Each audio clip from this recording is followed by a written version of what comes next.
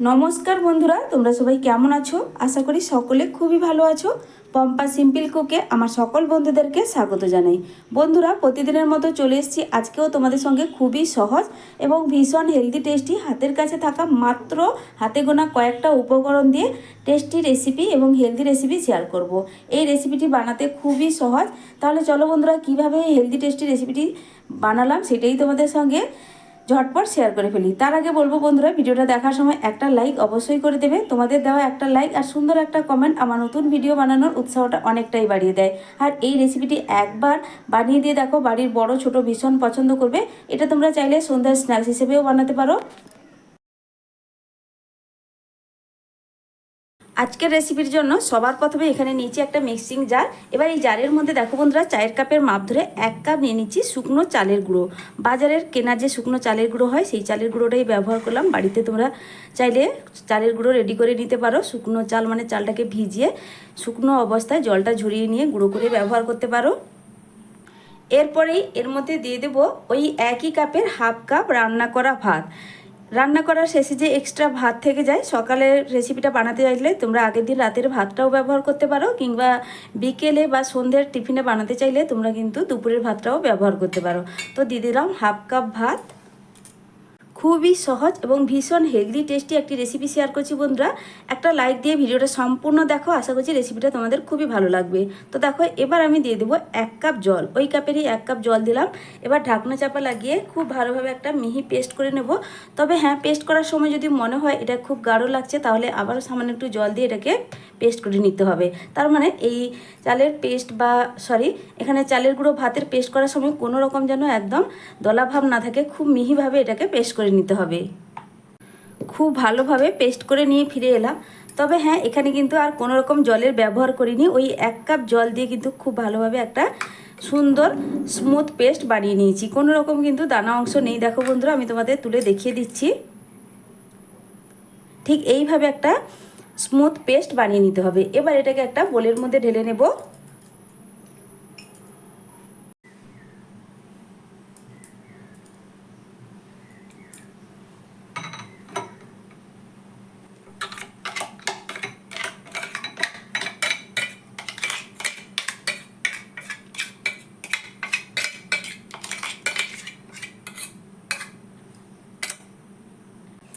তো দেখো বন্ধুরা, ব্যাটারটা অনেকটাই গাঢ় হয়েছে, তার কারণে এখানে সামান্য কিছুটা আমি জলের ব্যবহার করব। তো মিক্সিং জারটা ধুয়ে কিছুটা পরিমাণ জল দিয়ে দিচ্ছি। তবে খুব বেশি দেওয়া যাবে না, খুব বেশি পাতলা করে এই ব্যাটার কিন্তু তৈরি করা যাবে না বা বানানো যাবে না। আমি কিন্তু এখানে 2 টেবিল চামচ মতো জলের ব্যবহার করলাম। দিয়ে ভালো করে মিশিয়ে নেব। আমার চ্যানেলে নতুন বন্ধু পুরনো বন্ধু সবাইকে স্বাগত। তোমাদের জন্য অনেকটা ভালোবাসা বন্ধুরা, তোমরাও আমাকে ভালোবাসা দিয়ে পাশে থেকো। আর রেসিপিটা সম্পূর্ণ দেখার পর বাড়িতে অবশ্যই একবার হলেও বানিয়ে খেয়ে দেখবে। আশা করছি রেসিপিটা ভীষণ ভালো লাগবে। আর খুব বেশি উপকরণ তো লাগছেই না, একবার বানালে দেখবে বাড়ির বড় থেকে ছোট ভীষণ পছন্দ করবে। আর এই গরমে একদম পারফেক্ট একটি রেসিপি, হাতের কাছে থাকা মাত্র কয়েকটা উপকরণ দিয়ে বানিয়ে দেখাচ্ছি। আর তোমরা এটাকে বন্ধুরা স্কুল অফিসে টিফিনেও বানিয়ে দিতে পারো, সকালে জলখাবারে যে কোনো টাইমে বানাতে পারো। এতটাই টেস্টি হয় যে দেখবে বাচ্চারা স্কুলের টিফিন বক্স খালি করেই বাড়ি ফিরবে। তো দেখো, ব্যাটারের ঘনত্বটা তোমাদের একটু তুলে দেখিয়ে দিচ্ছি। এর থেকে বেশি আর জলের ব্যবহার করতে যাবে না, ঠিক এই ঘনত্বের কিন্তু ব্যাটার তৈরি করতে হবে। এবার চলো কয়েকটা সবজি বা মশলা এর মধ্যে পরপর দিয়ে দেবো। তো দেখতে থাকো কী কী সবজি আমি এখানে ব্যবহার করছি। তো দিয়ে দিচ্ছি একটা ছোট সাইজের কুচনো পেঁয়াজ। তারপরে দিয়ে দেবো বন্ধুরা এখানে একটা ছোট্ট সাইজের গাজরের অর্ধেক পরিমাণ গাজর একদম ছোট ছোট করে এইভাবে কুচিয়ে নিয়েছি। কারণ এখানে সবজি খুব বেশিও ব্যবহার করছি না, কারণ টিফিনটা আমি খুব বেশি বানাবো না, কম পরিমাণেই বানাবো। কিছুটা পরিমাণ দিয়ে দিচ্ছি কুচনো ক্যাপসিকাম, আর দিয়ে দেবো কিছুটা পরিমাণ কুচনো টমেটো। ঝালের জন্য একটা কাঁচা লঙ্কা দিয়ে দিলাম। তবে বন্ধুরা, তোমরা যদি ঝালটা বেশি একটু পছন্দ করো তাহলে অবশ্যই দিতে পারো। বাচ্চাদের জন্য বানাতে চাইলে আমি বলবো যে ঝালটা একটু কম দেওয়াই ভালো। আর দিয়ে দেবো কিছুটা পরিমাণ ফ্রেশ ধনেপাতা কুচি। এখন গরমের সিজন, হাতের কাছে ধনেপাতা না থাকলে তোমরা ধনেপাতাটা বাদ দিতে পারো, বাদ দিয়ে ধনেপাতাটা কারি পাতার জায়গায় ব্যবহার করতে পারো। সামান্য একটু জোয়ান দিয়ে দিচ্ছি, জোয়ানের ফ্লেভারটা ভীষণ ভালো আসে। তোমরা চাইলে জোয়ানের জায়গায় গোটা জিরা একটু ব্যবহার করতে পারো, 4 চামচের হাফ চামচ। আর দিয়ে দিচ্ছি বন্ধুরা স্বাদ মতো লবণ। বাস, এখানে আর কিছুই লাগছে না। এবার সব কিছু ভালো করে মিশিয়ে নেব। চ্যানেলে নতুন বন্ধু হয়ে থাকলে রেসিপি সম্পূর্ণ দেখার পর কমেন্ট করে জানাবে বন্ধুরা রেসিপিটা তোমাদের কেমন লাগলো। আর এইভাবে সহজ সহজ নিত্য নতুন রেসিপি পেতে আমার চ্যানেলটা ঘুরেও দেখতে পারো। যদি আমার রেসিপিগুলো তোমাদের ভালো লাগে, পছন্দ হয়, তাহলে চ্যানেলটিকে সাবস্ক্রাইব করে রাখতে পারো এইভাবে সহজ সহজ নিত্য নতুন রেসিপি পাওয়ার জন্য। আর সাবস্ক্রাইব করলে বন্ধুরা পাশে থাকা বেল আইকনটা অবশ্যই প্রেস করে রাখবে, তাহলে আমি নতুন ভিডিও দেওয়ার সাথে সাথেই নোটিফিকেশান তোমাদের কাছে পৌঁছে যাবে। আর কে কোথা থেকে আমার ভিডিওটা দেখছো অবশ্যই জানিয়ে রাখবে, তাহলে আমি ধন্যবাদ দিতে পারবো বা জানাতে পারবো। আমার খুব ভালো লাগে তোমাদের মিষ্টি মিষ্টি কমেন্ট পড়তে। আমি অনেকটা কাজের উৎসাহ পেয়ে থাকি তোমাদের কমেন্ট পড়ে। আর অবশ্যই একটা লাইক করে দেবে এতক্ষণ পর্যন্ত যারা লাইক দিতে ভুলে গেছো বা দাওনি। তো দেখো বন্ধুরা সব কিছু ভালো করেই মেশানো হয়ে গেছে। আর বেশিক্ষণ লেট করবো না, চলো তাড়াতাড়ি এগুলোকে বানিয়ে দেখাই। আর এর মধ্যে কোনো রকম বেকিং সোডা, ইনো কোনো কিছু দেওয়ারই প্রয়োজন নেই। এবার দেখো বন্ধুরা গ্যাসে একটা কড়াই বসিয়ে কিছুটা পরিমাণ তেল দিয়ে দিয়েছিলাম।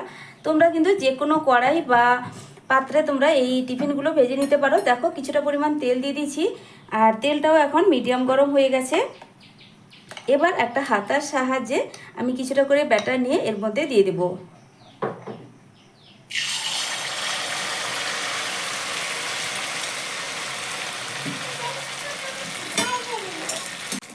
যখন এই টিফিনগুলো ভাজা হয়ে যাবে নিচের দিকটা, কড়াইতে কিন্তু আটকে থাকবে না। আমি এবার এটাকে উল্টে দিচ্ছি।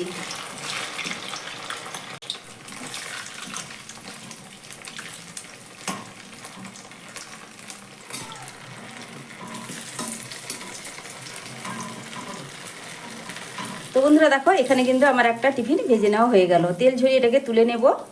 একইভাবে আবারও ঝটপট তোমাদের একটা বানিয়ে দেখিয়ে দিচ্ছি। গ্যাসের ফ্লেম অবশ্যই মিডিয়াম টু হাইট মাঝখানে রাখবে, কোনো অবস্থায় কিন্তু তেল ঠান্ডা থাকা যাবে না।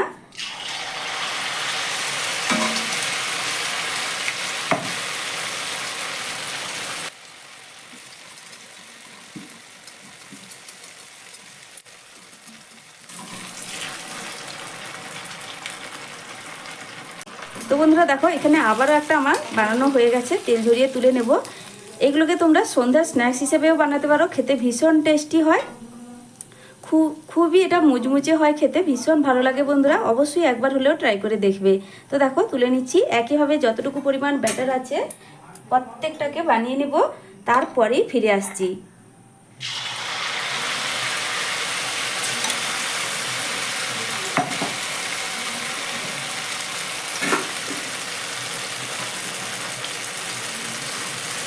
তো বন্ধুরা দেখো সবগুলোই রেডি হয়ে যাওয়ার পর একটা প্লেটে সাজিয়ে নিয়ে চলে এলাম। দেখো বন্ধুরা দেখতে কতটা লোভনীয় লাগছে, দেখতেও যেমন সুন্দর, খেতে ভীষণ টেস্টি হয়। অবশ্যই বাড়িতে বানিয়ে খেয়ে দেখো, তারপর কিন্তু আমাকে কমেন্ট করে জানাতে ভুলো না তোমাদের ঠিক কেমন লাগলো। বাড়ির দেখবে বড় ছোট সবাই ভীষণ পছন্দ করে খাবে। আর কতটা সুন্দর দেখো, ওপর থেকে সাইডগুলো মুচমুচে আর ভেতরে কতটা সফট হয়েছে দেখে নিশ্চয়ই বুঝতেই পারছো। আমি টমেটো সসের সঙ্গে পরিবেশন করেছি। আর বিশেষ করে সত্যি কথা বলতে এগুলো টমেটো সসও লাগে না, কোনো কিছুর প্রয়োজন হয় না, শুধু শুধু খেতে কিন্তু ভীষণ ভালো লাগে। তবে সস চাটনি তোমাদের পছন্দ মতো যে কোনো কিছুর সঙ্গে পরিবেশন করতে পারো। তাহলে আজকের মতো আসছি বন্ধুরা, ফিরে আসবো নতুন এক রেসিপি নিয়ে। তোমরা সকলে ভালো থেকো, সুস্থ থেকো। এতক্ষণ পর্যন্ত আমার রেসিপিটি ধৈর্য সহকারে দেখার জন্য অসংখ্য অসংখ্য ধন্যবাদ আমার সকল বন্ধুদেরকে।